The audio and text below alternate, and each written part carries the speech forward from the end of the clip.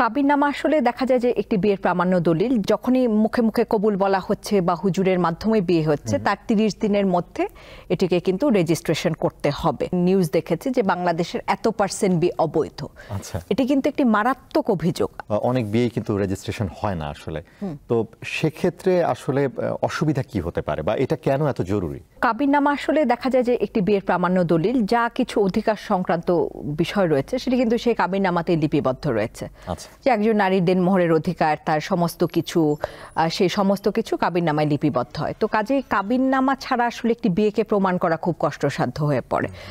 কিন্তু দুটো বিষয় আছে এখানে, কারণ আমাদের যে মুসলিম আইন রয়েছে, ধর্মীয় আইন মতে, শরিয়া আইন যেটা রয়েছে সেটা মতে কিন্তু আমাদের একটা ধর্মীয় রিচুয়াল হয়। আমরা দেখে থাকি যে হুজুর যেটি পড়ান মুখে মুখে কবুল বলার যে রিচুয়ালটি, সেটিও জরুরি। বিচ্ছেদের ক্ষেত্রে তালাক উচ্চারণ করাটিও জরুরি, সেই সাথে সাথে রেজিস্ট্রেশনও জরুরি। যেমন তালাকের ক্ষেত্রেও রেজিস্ট্রেশনটি বাধ্যতামূলক, ঠিক একইভাবে বিয়ের ক্ষেত্রেও কিন্তু রেজিস্ট্রেশনটি বাধ্যতামূলক করা হয়েছে বাংলাদেশের আইনে।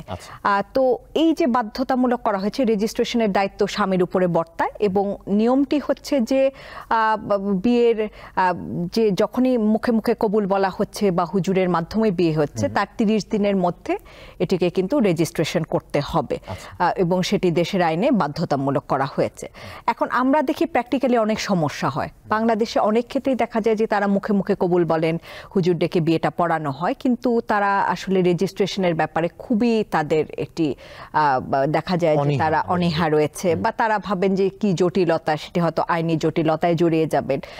এবং আপনি দেখবেন যে সেটি সাধারণত নিম্ন মধ্যবিত্তদের মধ্যে, নিম্নবিত্ত, এমনকি দেখা যায় যে যারা অনেক শিক্ষিত তাদের মধ্যেও কিন্তু এখন আর হয় না সেটি। কিন্তু আপনি যদি এখন থেকে ২০ বছর আগে যান, অনেকেই আমার কাছে আসে যারা বলেন যে তার রেজিস্ট্রেশন করা হয়নি বিয়েতে। অসংখ্য মানুষ আসেন এরকম।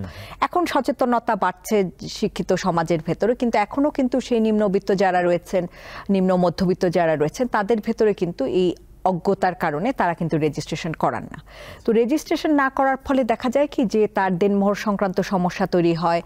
সন্তানের অভিভাবকত্ব নিয়ে তাদের যখন দুই পক্ষের মধ্যে কোনো একটা ডিসপিউট হয়, তখন কিন্তু সন্তানের অভিভাবকত্ব নিয়ে সেই নানান ধরনের জটিলতা অ্যারাইজ করে, সেটি নিয়ে প্রবলেম হয়। তারপরে দেখা যায় যে নারীদের ক্ষেত্রে দেখা যায় যে হয়তো বিচ্ছেদ হচ্ছে না, কিন্তু স্বামী মৃত্যু হলো কোনো কারণে, তখন দেখা যায় যে তার আত্মীয় স্বজনরা নানানভাবে তাকে কিন্তু বঞ্চিত করার চেষ্টা করে এভাবে করে। তো যার ফলে, এবং আপনি দেখেন যখন রেজিস্ট্রেশন হচ্ছে না, সেক্ষেত্রে কিন্তু একজন ব্যক্তি তিনি যদি আবার দ্বিতীয়বার বিয়ে করেন, সেক্ষেত্রেও কিন্তু নানান ধরনের জটিলতার মধ্য দিয়ে আরেক পক্ষকে যেতে হয়। তো নানান ধরনের দেখা যায় যে বিয়ে সংক্রান্ত যে অধিকারগুলো রয়েছে একজন মানুষের, সেটি কিন্তু নারী পুরুষ নির্বিশেষে আমি বলবো সেটি প্রত্যেকটি ক্ষেত্রে সমস্যা হতে পারে। এটি কিন্তু শুধু নারীর একটি সমস্যা না।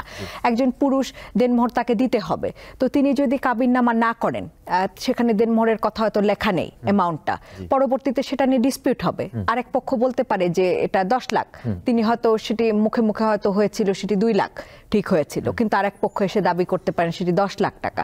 তো এবং নারীর ক্ষেত্রে দেখা যাবে তার হয়তো ১০ লাখ টাকা ছিল দেনমোহর, তাকে ২ লাখ টাকা দিতে চাওয়া হচ্ছে। তো এই ধরনের নানান রকম, বা দেনমোহর দিতেই চাচ্ছেন না, তাকে হয়তো বলা হচ্ছে যে এটা দেয়া হয়ে গেছে।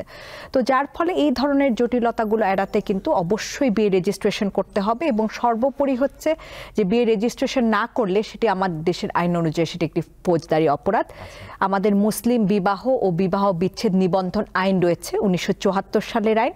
সেই আইনে খুব স্পষ্টভাবে বলা রয়েছে যে নির্ধারিত ফি দিয়ে নির্ধারিত যে নিকা রেজিস্ট্রার রয়েছেন একটি পার্টিকুলার এরিয়ায়, তার মাধ্যমে কিন্তু সেই নির্ধারিত ফি দিয়ে তাকে স্বামীকে এটি স্বামীর উপরেই দায়িত্ব বর্তাচ্ছে, এবং এটির কোনো যদি ব্যত্যয় ঘটে সেক্ষেত্রে কিন্তু, এবং না করেন যদি রেজিস্ট্রেশন, কেউ সেটি কমপ্লেন করলে, মামলা হলে বা কোনো ইয়ে হলে, সেটি কিন্তু ২ বছরের কারাদণ্ডের বিধান কিন্তু এখানে রয়েছে, এবং সেই সাথে সাথে একটা ফাইনেরও বিধান এখানে রয়েছে। তো তার মানে এটি আসলে দেশের মানে আইন যেটা রয়েছে, আইনের চোখে এটি কিন্তু একটি বড় গুরুতর অপরাধ।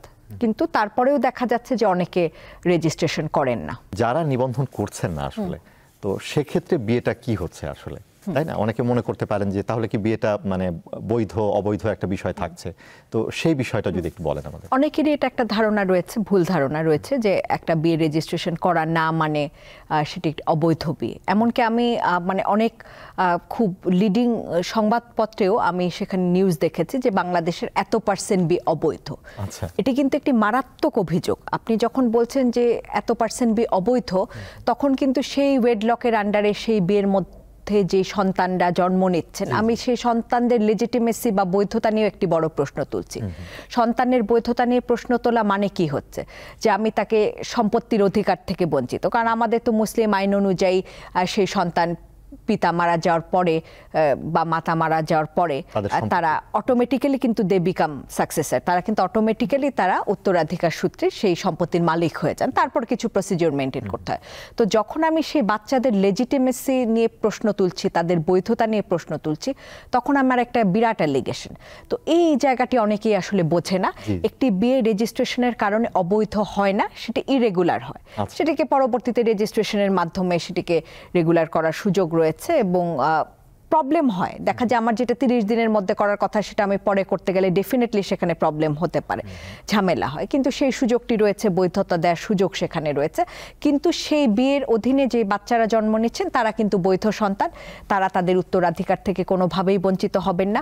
বা স্ত্রী যারা রয়েছেন, হ্যাঁ, এটি আদালতে প্রমাণ করতে খুব কঠিন হয়ে যায়। এখানে যদি সম্পত্তি রিলেটেড কোনো বিষয় আসে, অভিভাবকত্ব নিয়ে কোনো পিতৃত্ব নির্ণয়ের কোনো বিষয় আসে, আদালতে প্রমাণ করা খুব কঠিন হয়ে পড়ে।